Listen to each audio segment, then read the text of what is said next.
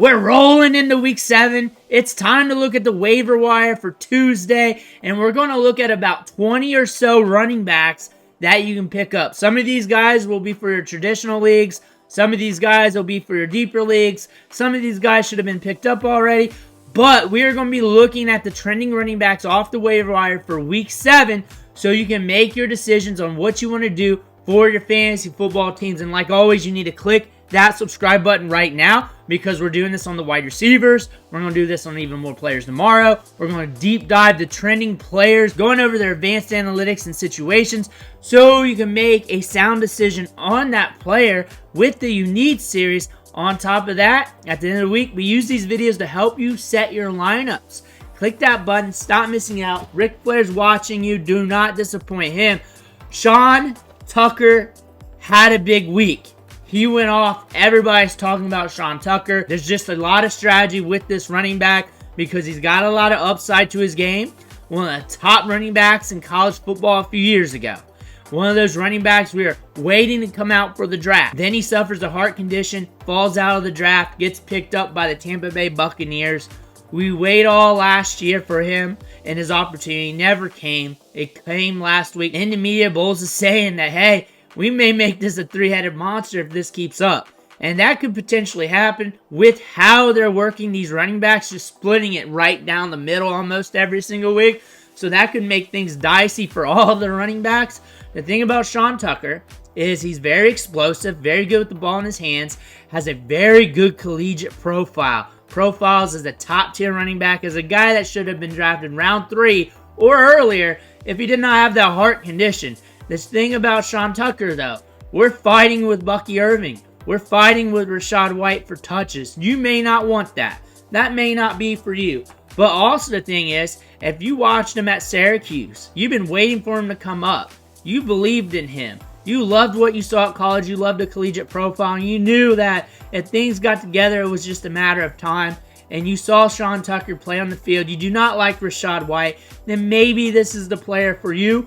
But there's a lot of variables here that could be stacked against him. However, he does have the talent. We've seen that in college. We saw that last week.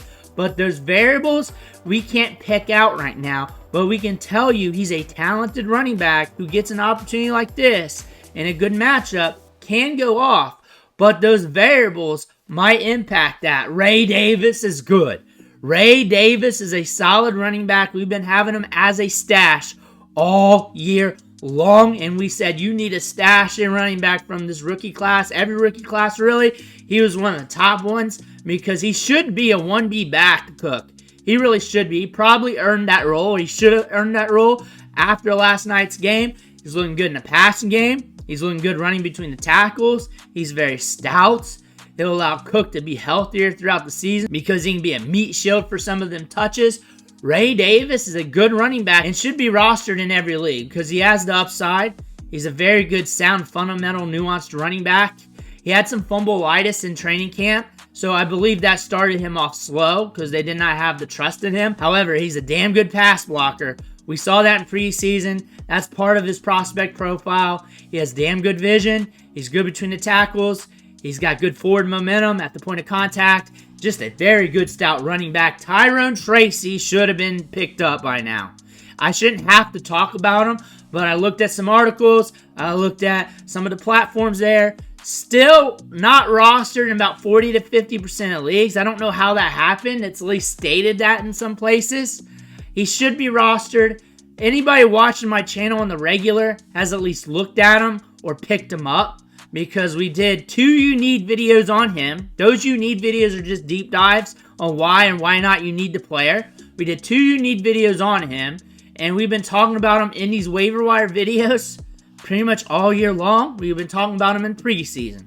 He should be picked up. He's got the gusto. He's probably going to steal Devin Singletary's lunch. He's looking good. And Tyrone Tracy's hot right now. Ty Chandler. If Aaron Jones is out, you're going to want Ty Chandler because he's explosive.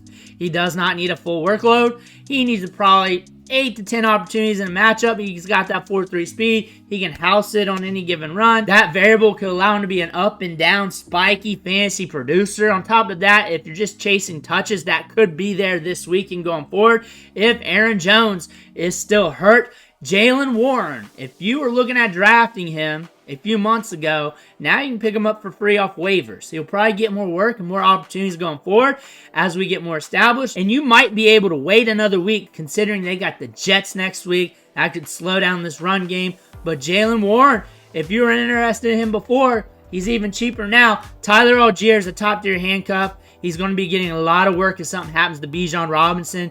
Tyler Algier is very dependable. He's good at getting goal line work. He can pound it between the tackles and give him a lot of carries. Had 18 rush attempts last week. Something happens to Bijan, Tyler Algier will push for RB1 status and fantasy production because this team moves the football. They run a lot of plays. They move the football. They're in these game scripts where they're shootouts. That's a good look for a running back like this. Braelon Allen's going to be up and down, but he's a top-tier stash, a handcuff plus. And that plus means he has the potential to score fantasy points for you on any given Sunday as a gamble. But when I say gamble, there's also the bottom end. You caught that in Week 6 against Buffalo. However, when you're looking at Braelon Allen, if something happens to Breece Hall, he's going to be getting to work. He's going to be getting the pass catching opportunities. He's going to be running those routes. He's going to be getting that work up the gut around the goal line. He's going to get a lot of it. He's already demonstrated that. He's just a handcuff plus with a lot of upside. Trey Benson is a handcuff plus who James Conner went out for a bit in last week's game, had his ankle taped up, came back in. That sounds the alarm. We're watching the practice reports. So you may need to pick up Trey Benson just in case that happens, just in case he's out, just in case that ankle flares up throughout the week. Just in case he catches some swelling, things get stiff, just in case. Watch the practice reports on Wednesday. Watch him on Thursday. He's probably not going to practice on Wednesday because he's a veteran. He doesn't have to. So really, Thursday and Friday are going to be the big practice reports. Good luck with that. Trey Benson, 4.3 speed. Will get touches, will get opportunities, and can house it on any given touch. Emari Demercado is the veteran in this backfield, and he's also getting some work. A 39.3 opportunity share last week, 7 targets. He might actually be to get, maybe dependable back there. It might be a split workload between the two running backs, so buyer beware on either of these two running backs if Conner is out. Dearness Johnston might be getting more opportunities. Saw a 42.1% opportunity share last week. Hamstring injury for Travis Etienne. He's considered a week-to-week. That might mean month-to-month to us because sometimes these injuries linger a little bit longer. Look at Johnson off the waiver wire if you really, really are hurting at running back. Tank Bigsby is in store for more workload. Again, he's a running back that should be rostered. We talk about him every single week, and we've been talking about him ad nauseum these last few weeks because he's been running hot. Ran cold last week. Tough matchup, tough game script. We got another one coming up. But a running back that's going to be getting touches, that's going to be getting work. Jeremy McNichols, we're watching Brian Robinson's knee. He's been getting work. It was quiet last week. But again, if you need touches, you need opportunity, you're in a 16-team league or something like that, there's another back to look at. Kimani Vidal. Kimani Vidal. You were waiting for him, and here he is. One of my favorite stash running backs in the NFL right now. We have speed to burn. We can catch balls downfield. We're electric in space. We know J.K. Dobbins is getting a ton of work right now with Gus Edwards out. They're going to be feeding J.K. Dobbins, and he's not the running back you want to feed coming off an Achilles tear, coming back from that injury, and an extensive injury history prior to that. We might be looking at J.K. Dobbins as a ticking time bomb, and Kimani Vidal, when he's got the ball in his hands or targets going his way, he's a ticking time bomb on any given touch. Isaac Guerendo is a time bomb because he only needs a couple touches a game and he could blow up. But the thing about him, as long as Christian McCaffrey's out, he is a tremendous handcuff to Jordan Mason. Watch his carries. The offensive line gets a good push, and he's just up there like a rocket. If that crease is there, he sees it. Night, big run. You saw it last week. He slid on the end of that run, too, because it was in the game. He would have scored on that easy. One of the fastest running backs in the NFL. One of the top size-adjusted athletes at running back in the NFL. A guy to monitor. And if you got the room, you may not for a running back like this.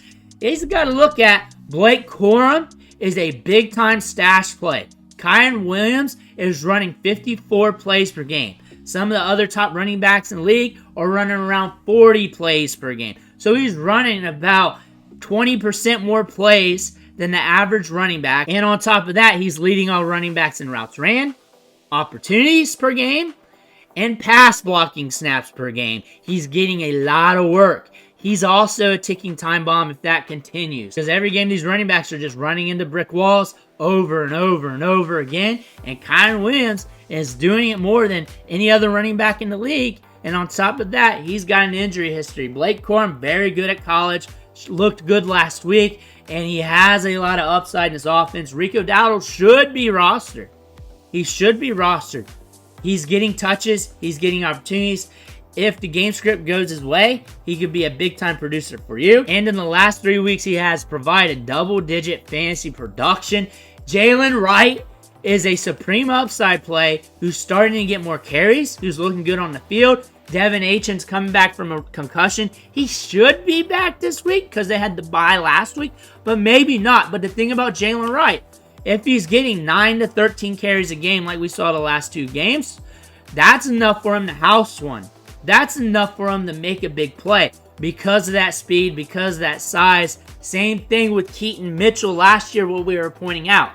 So if you did not like Keaton Mitchell last year, then you're not going to like Jaylen Wright. If you loved what Keaton Mitchell did last year in that small sample of playing time, then you're going to like Jaylen Wright because he's probably going to see a similar amount of opportunities, probably about 8 to 10 per game, and it's just going to be a luck of the draw. But that draw, that hits, it's going to be a big one. It's going to be a big one, like kind of what you saw from Isaac Guerendo last week, where he just exploded. Jaylen Wright can do that. Emanuel Wilson. We're playing behind Josh Jacobs. Josh Jacobs is cooling off. He's cooling off, and this Packers can move the football. And if something happens to Jacobs, this man right here is going to get a lot of run between the tackles. He's going to be getting a lot of workload. He's going to be getting goal line looks. He's going to be getting opportunity. And if you like the Packers, you like what they're doing, then you may want to invest in the RB2, Manny Wilson. Antonio Gibson busted last week, but the thing is, at this point, at this juncture, we know what the Patriots are. We know Ramondre Stevenson is out, and the thing is, he's getting touches and opportunities. So if you're at a place where you're just chasing touches and opportunities at running back, here you go. He's going to get targets. He's going to get rushing attempts. You put him in your lineup. You pray to the fantasy gods. Jacksonville gives up fantasy points to running backs. We got them this week. Maybe that can help you out. But again, when you're hurting to that point, you're just happy to get touches and opportunities. When you're not hurting and you hear that come out of my mouth, you don't understand it because you're not in that position. Last year, we did not get as many injuries at the running back position because I remember putting out these waiver wire videos and it was the same players. Week after week after week. There were no different Jaylen Wrights or Kimani Vidals springing up. It was week after week of the same guys talking about Keaton Mitchell every week, waiting for him to come off IR. But now you got guys here that are at least getting opportunities, and a lot of you guys are decimated at running back. A guy like Antonio Gibson in a bad situation, but who's seeing targets in the passing game might be something for you. Bucky Irving, he should be rostered. He should be rostered, especially going into last week with Rachaad White out. But, again, we might be seeing a three-headed monster here. He's looking good on the field. Bucky Irving did well last week. He should be picked up. I picked him up. Alexander Mattison scoring fantasy points. He has the last 2 weeks, 27 points in the last 2. 10 in week 5, 17 and a half in week 6. We're getting targets in the passing game. Zamir White is cooked. He's cooked. I don't like this backfield for the Raiders. I don't like the Raiders in general. Devontae Adams is gone. This team might be a little bit different, but it's been like this the last few weeks. Alexander Mattison might be a good guy for you if you're looking for decent touches. Keaton Mitchell. I'm not going to let you guys leave without hearing about him. Might be back this season, might not. But if you're looking at running backs who's owned in like 5% of leagues or less, who has some upside, you can't get more upside than this guy. Something happens to Derrick Henry and he's back. Just like what I said about Isaac Guerendo, Jaylen Wright, those types of running backs. All he needs is a couple touches per game. He could be your guy for that week. He's always a gamble. He's always a coin flip. He could be your Will Fuller. Clyde Edwards-Helaire could be back in any given moment. You don't know what this backfield is going to be looking like 3 weeks from now. Hunt is the man. He looks like he's going to be the man, but we know how running backs do. Clyde Edwards-Helaire, of course, is not what we thought he was going to be when he was a first rounder. Actually, he was what I thought he was going to be, but a lot of you guys didn't think that way because I was a Jonathan Taylor guy. Clyde Edwards-Helaire, though, could be getting volume later on down the stretch. Maybe he's a guy you want to stash, maybe not, because we got a lot of running backs this year we want to stash because we're seeing a lot of injuries right now in the football scene, and that's bad. You don't want to see people getting hurt, but it also makes things interesting for fantasy football. Let me know what you think in the comments below. Make sure to hit that subscribe button on the way out. One thing for watching. Catch you on the next video.